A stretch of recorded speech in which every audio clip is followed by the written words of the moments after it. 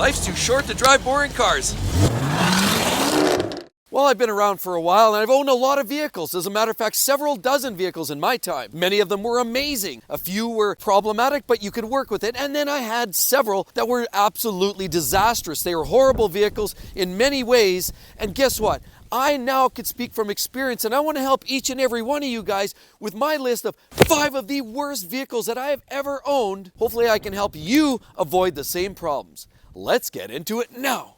So one of the vehicles is one that I owned a couple of years ago. It's very similar to this vehicle right here, and it's a BMW 335 with the N54. That's right, it's the earlier generation. I happen to have a 2007, virtually identical to this. Now this is an all-wheel drive, mine was rear-wheel drive, but I noticed this one here is a 6-speed manual, which is the same thing that I had. But let's take a look around and I'll explain a few of the things why I decided to buy this car and then what I actually had go wrong with it. So part of the reason I decided to buy the 335, I always thought it was a very attractive, sleek styled vehicle. I love the looks of it. Of course, you always had those angel eye style headlights and the classic grills that you get with most BMWs. Now, while the later generation front bumper was a little nicer to look at, it was actually the N54 that I thought I wanted, and it was the twin turbo 6-cylinder that made 300 horsepower. Also had a nice set of wheels, and the previous owner went ahead and put a lowering kit on it, so I had a sport suspension on there. I also liked that it had a sunroof. Always loved the handles on the BMWs, they always felt fairly robust. And you had these nice lines down the side of the vehicle, looked very, very slick. I did like the rear taillights. They also looked more attractive to me on the coupes like this with the 2 doors than they do on the sedan. And of course here we've got the dual exhaust, which represents the 335, which is what I had. What about the inside? Beautiful. I love the way the interior was finished. Mine was actually a bone colored leather and I had wood grain interior instead of the aluminum finish like you see here. Otherwise it was very, very much the same car. And so the reason I bought the N54 instead of going with the N55 that you'll find in the later versions was because they say it has forged internals. They said, oh, you can tune it, and I wanted to tune it up. I thought it would be a great project for YouTube, and I thought it'd be the way to go. Lo and behold, the car had problems. Previous owner just did the high pressure fuel pump upgrade, and the fuel injectors were also upgraded. Clearly a problem when you start researching all over the forums. I had that problem on my car as well. Fortunately, he took care of that. But then there was a lot of other issues. For example, I had wastegate rattle. So when the wastegates that are mounted to the turbo start getting sloppy, they start getting clunky, especially when you turn the car off, you can hear it rattle. That's typically a sign they're on the way out, and they're not cheap to fix. They're very difficult to get access to. So that was just, I knew that was coming. I knew there was probably $4,000, $5,000, $6,000 worth of repairs coming up just on turbos.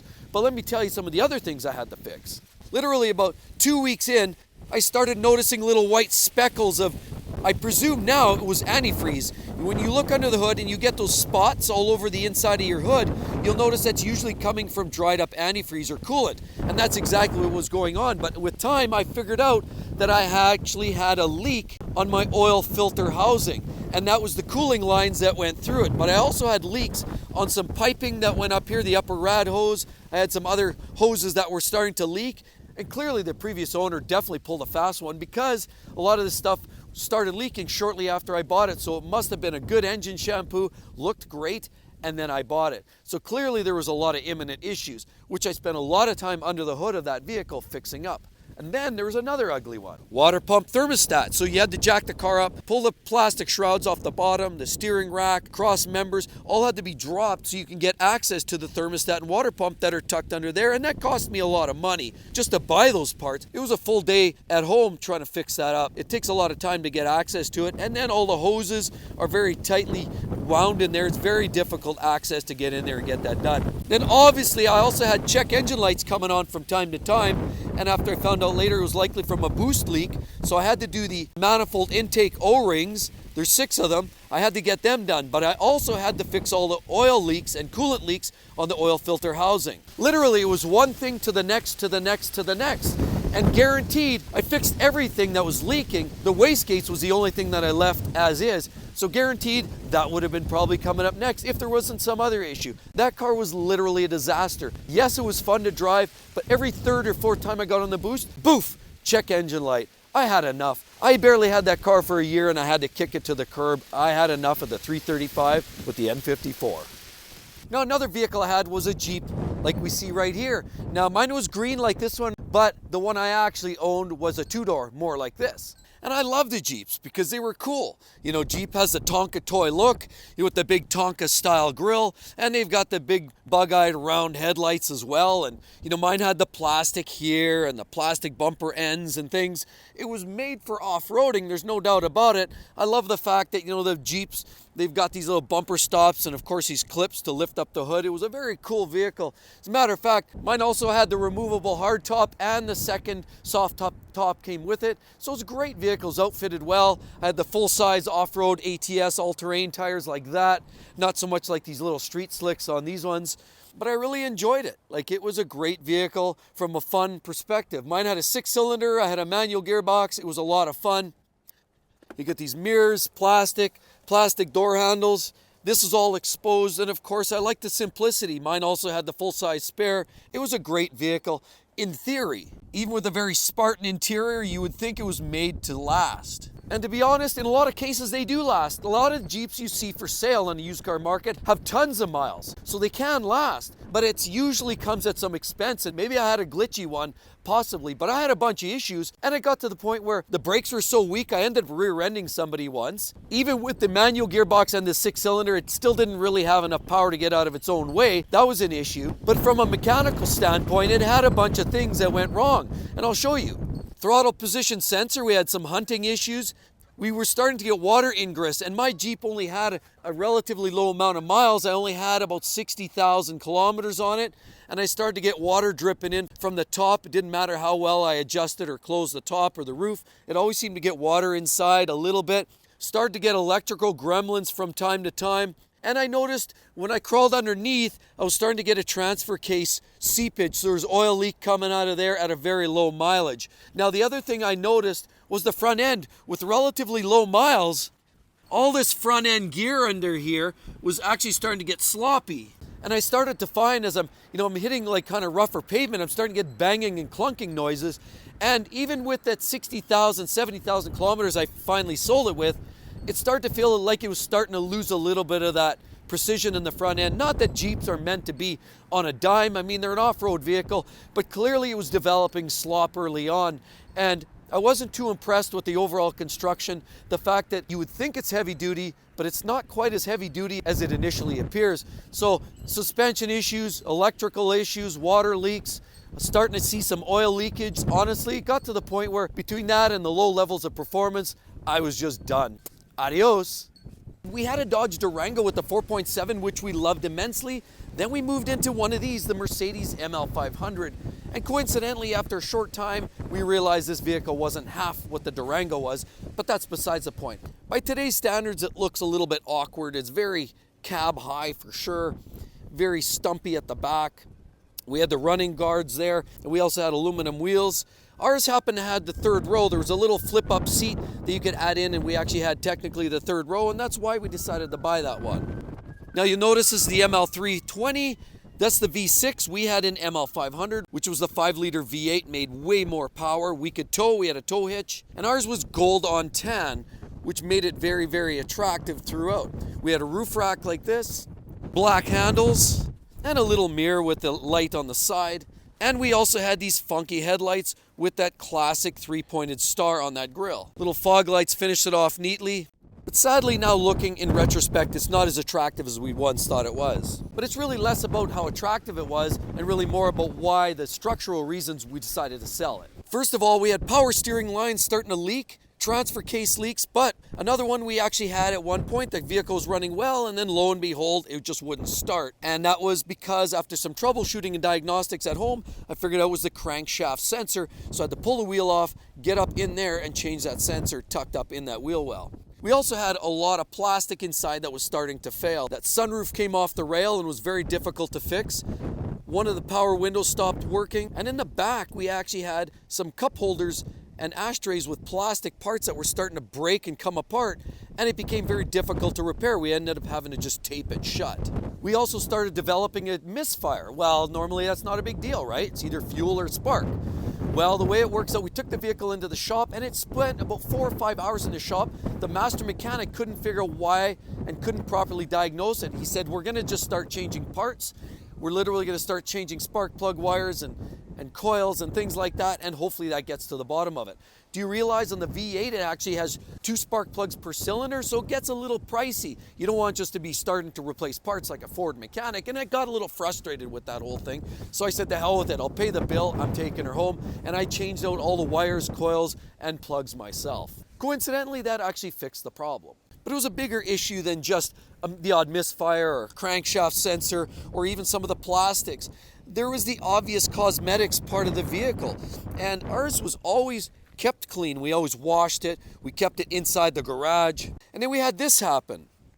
Right there, rust. Now we had lots of it. We had rust forming on the doors, rust along the bottom edges, we had rust around there, and even here we had rust bubbling around there and rust along the bottom edge of this doorway. So sadly, it was really more than just fixing parts, because mechanical parts you can change. You can do a water pump, which I happened to do on that vehicle as well, because that died.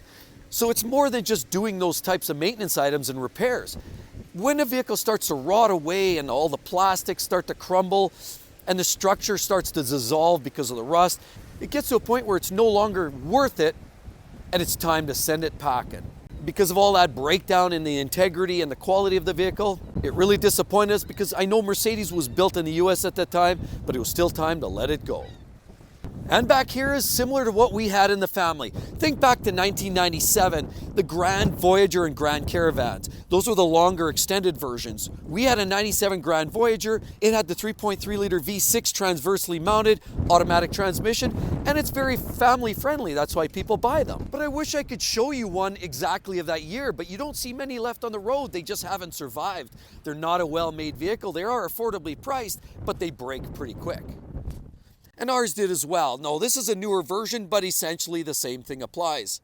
They always have a very basic headlight and a standard grille that doesn't really stand out, but it's consistent for the brand. You've got roof racks, and you've got a very basic looking milk carton style design along the side. Of course, sliding doors here to allow all the little goblins in and out. Sometimes you get alloys, but in this case we got plastic hubcaps. Here we have an SXT, which is pretty entry level, and again, it's a Grand Caravan. Perfect roof racks to haul all that garbage to the dump. And the interior feels like sitting in a giant recycling dumpster. Lots of plastic. You can pretty much open the doors, hose it out from one side to the other, and it's clean. Then you're probably wondering why all that practicality wasn't so desired by myself or the family. Well, at first it kind of was. It worked. It was practical, great for hauling the little kids around, but there were some problems. Other than getting to the spark plugs, transversely mounted engine means getting to the back is very difficult. Well, we noticed with ours, didn't even have that many kilometers on it yet, only about 70,000 kilometers, and we had some really ridiculous clunking and banging in the front end. So the front end is very fragile, does not hold up very well to the rougher roads. So be prepared to do front end work on most of these vehicles.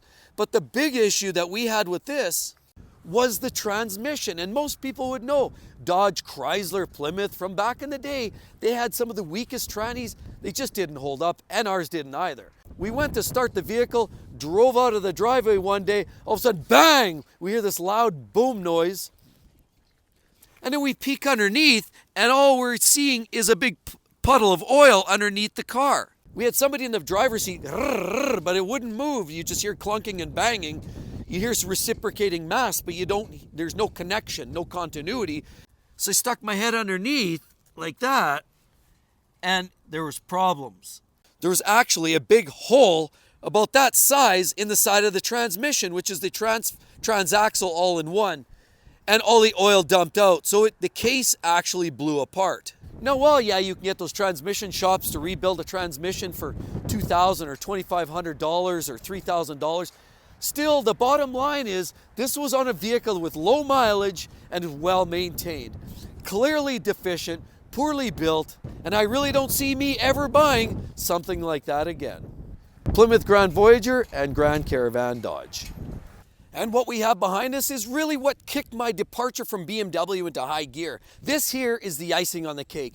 This here, complemented with the 335 as number one on the list, is the reason I will no longer buy a BMW. Now let me set you straight here. The first couple of years of this ownership of this vehicle was what you'd expect. Small repairs, mostly maintenance, typical issues that you typically find. As time went on, we started to see more and more problems, bigger scale problems, expensive problems. And again, the car's grossly out of warranty, so that's where it gets ugly. And so if you can't fix the stuff yourself, it's going to cost you big bucks. I can fix a lot of these problems myself, and I still found myself with a back up against the wall paying for expensive parts when they only last 2 or 3 or 4 years. Bad designs, in my opinion. But let's talk about some of the other issues. What we have here is the E70 X5 35D. That means it's the turbo diesel engine tucked under the hood of this BMW. Here, one problem, airbags. Done them twice, onto the third set of rear suspension self-leveling airbags, which comes complimentary of third row seating. Those have let me down. I've actually gone and converted those to a coil-over spring setup just because I got tired of putting airbags into those vehicles. Also, up here, tucked under there, we have the DEF, diesel exhaust fluid tank. There was one done on an extended warranty, and then again, I just got walloped another $3,500 for another replacement here just a month ago. Clearly a deficient part, and they can make any excuse in the world. Oh, we have harsh conditions here in Canada. Whatever you want, then don't sell it to this market. Clearly, it's a problem. We also had an EGR valve fail on here that cost me about $700 to replace, and I did it myself. We had an oil leak on top. We sorted out various vacuum leaks. Check engine lights for different items. We've already we're on about the 4th battery in the lifetime. We've only had the vehicle for 10 years. We've also had to do the glow plugs, but that's almost expected with a diesel engine. So it's got a new set of glow plugs about 1.5 years, 2 years ago. And recently we've had to upgrade and do a fuel injector upgrade, at least on one injector. Now it cost us about $1,900 to replace one injector, piezoelectric, that's what they say. Huge bucks, $1,100, $1,200 from the dealer, plus their gouge fest of a shop rate. Cost us $1,900 for that injector. You don't dare do all of them because that'll run you in the poorhouse and easily exceed the value of this vehicle. Inside, there's other plastic parts that are falling off the base of the seats. They bind up, then they break off. We've also had rear park brake module failures, as well as some light modules, and some of it we've just opted not to do just because it gets to a point where you just keep pouring money endlessly down the pit, and it just gets so frustrating. I could just tear my hair out. So regarding most of these vehicles on this list, if I can offer some advice, it's keep the vehicles up to and not much beyond the warranty period. If you can get a certified pre-owned warranty, it'll help you in most cases. The blown gearbox, these problems with the BMWs and Mercedes. But at the end of the day, I've owned a lot of vehicles. Most of them have actually been quite reliable and not outside the realm of what you'd expect to replace parts. You know, water pump here, a starter there, set of brakes. Those are normal things. But when it gets to this point and it's as expensive as it is, it just becomes gross and obscene. And with all of that said, be sure to click right there. Gonna love it. That's my video of why I stopped buying BMWs and why I personally think they're junk. Hope to see you real soon. Catch you then. Bye-bye.